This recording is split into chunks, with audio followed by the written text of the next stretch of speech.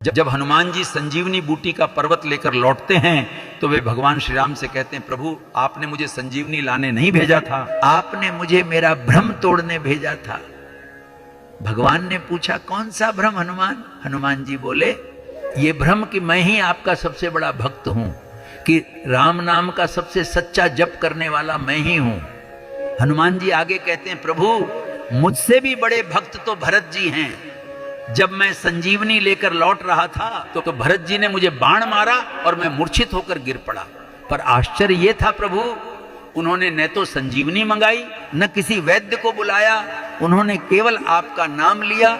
और भरत जी ने कहा यदि मन वचन और कर्म से मेरा प्रेम श्री राम के चरणों में निष्कपट है, यदि रघुनाथ मुझ पर प्रसन्न है तो ये वानर अभी स्वस्थ होकर उठ खड़ा हो। हनुमान जी कहते हैं प्रभु उनके इतना कहते ही मैं उठ बैठा। इतना अडिग भरोसा, इतना पूर्ण विश्वास। सच में प्रभु आपके नाम पर भरत जी जैसा भरोसा किसी का नहीं। शिक्षा यही है, हम भगवान का नाम तो लेते हैं लेकिन भरोसा नहीं करते।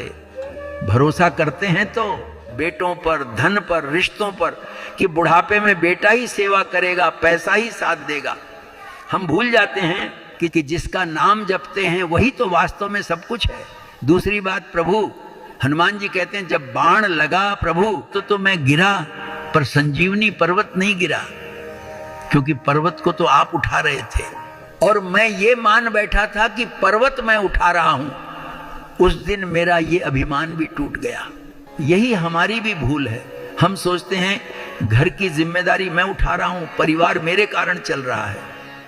सत्य यह है कि हम न रहें तब भी जीवन चलता ही है। अंतिम सीख, जिस व्यक्ति के जीवन में शिकायतें कम होती हैं वही सबसे अधिक सुखी होता है। जब हनुमान जी